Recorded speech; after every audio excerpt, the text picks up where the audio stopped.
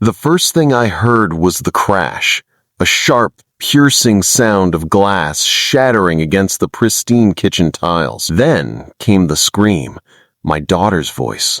A raw, ragged sound that could split a parent's soul in half. I dropped the laundry basket and ran. My daughter's voice echoed through the hallway, pulling me faster than my legs could move. I turned the corner into the kitchen and froze. There she was, my little girl on the floor, thrashing, clutching her throat and gasping for air. A thick, oily puddle of something intensely floral soaked her shirt. Her face was twisted in pain. She looked up at me, her eyes wild with panic, begging for help without words. And beside her, on the counter, was the half-empty bottle of expensive perfume. But it wasn't the perfume that made my blood run cold. It was her, Karen, standing just a few feet away. Her arms were crossed, her mouth a tight, unforgiving line. She didn't lift a single finger. There was no guilt in her eyes, no panic, just a profound annoyance. As if my struggling child was a problem, she was simply waiting to go away. "What did you do to her?" I shouted, falling to my knees beside my daughter. Her breathing was shallow now. I grabbed her, my hand shaking, and looked back at Karen, who simply rolled her eyes. "She wouldn't stop whining," she said, her voice chillingly calm. "I told her it was just scented water.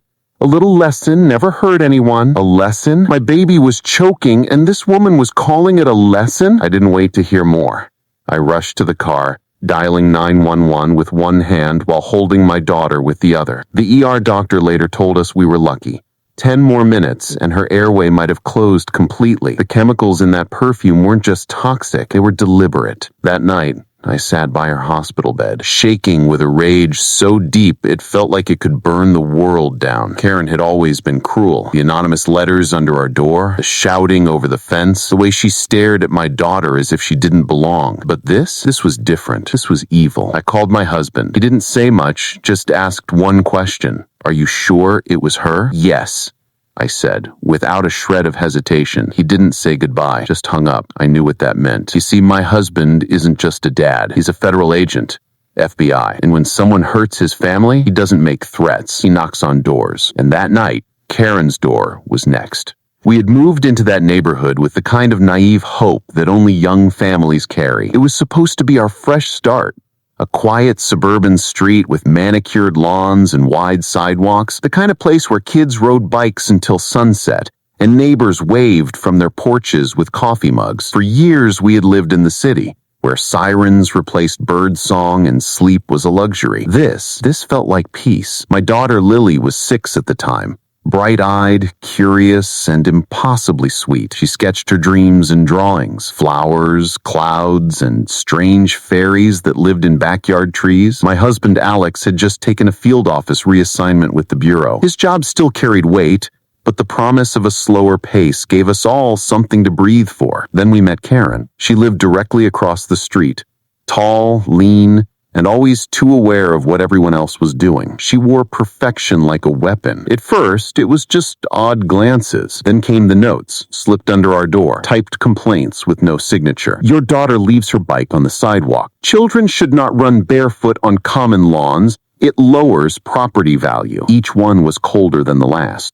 Each one targeted Lily. I showed them to Alex. He frowned, but told me not to worry. He'd seen worse. We tried to stay invisible. It worked for a while, until the afternoon I found Lily crying on the back steps, clutching a drawing she had worked on for hours, ripped clean down the middle. She said the lady in the hat had taken it and called it trash. That night, Alex stood in the driveway, staring across the street at Karen's house. I saw something shift in his jaw. The harassment grew more sinister. One morning, our trash cans were tipped over, garbage strewn everywhere. Mixed in the filth was Lily's favorite stuffed bunny, torn and soaked in something acidic. Karen was outside, watering her plants, a small, cruel smile playing on her lips. The final warning came on a Saturday afternoon. The doorbell rang. Before I could open it, I heard Karen's voice through the door. "Hi, sweetie. I brought you something. Want to see it?" I flung the door open. There stood Karen, holding a glittering pink glass bottle of perfume.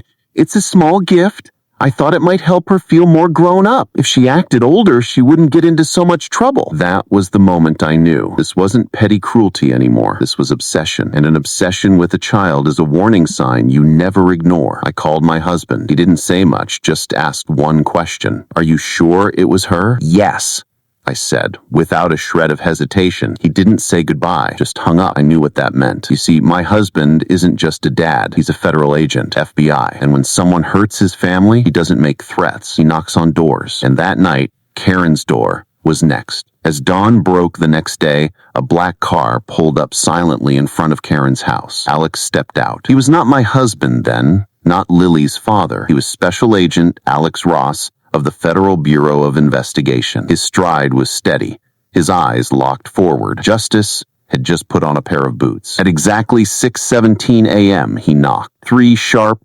calculated knocks. Karen opened the door, annoyed, but her expression crumbled when Alex flashed his badge. Karen Elwood, Special Agent Alex Ross, FBI.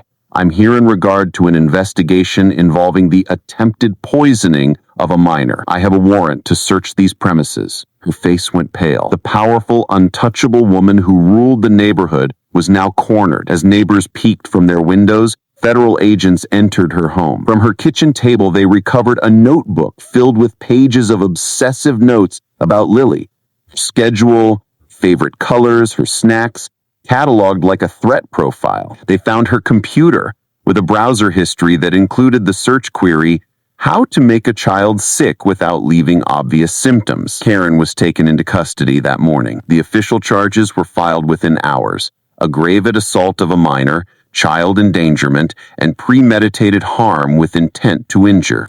The storm passed, but the quiet that followed was different. Lily was healing, laughing again, but the scars remained. She flinched at the doorbell. Some nights I'd find her sketching houses with impossibly tall fences, all locked from the inside. The neighborhood changed too. The same people who had once feared Karen now came forward. One neighbor brought over a birdhouse Lily had once admired. Another baked her cookies. Silence had been broken. Karen was sentenced to 8 years in federal prison, with mandatory psychological evaluation and a permanent restraining order against our family. We never saw her again. This story, our story, doesn't end with prison bars. It ends with sunlight. It ends with Lily chasing pigeons at the park, her laughter free and unburdened. It ends with a child's drawing on our fridge, a butterfly, a house, and 3 hearts, all glowing. We learn that monsters don't always wear masks. Sometimes they wear smiles and carry clipboards. Sometimes they speak in rules and twisted lessons. But we also learn something stronger. Monsters fall when the right person knocks. In the end, this wasn't just a story about a cruel neighbor. It was about the darkness that tried to break a little girl's spirit and the unyielding force of a parent's love that refused to let it win. It was about what happens when you finally say enough. And it was about the fact that while evil may knock softly, justice, when it arrives, knocks back.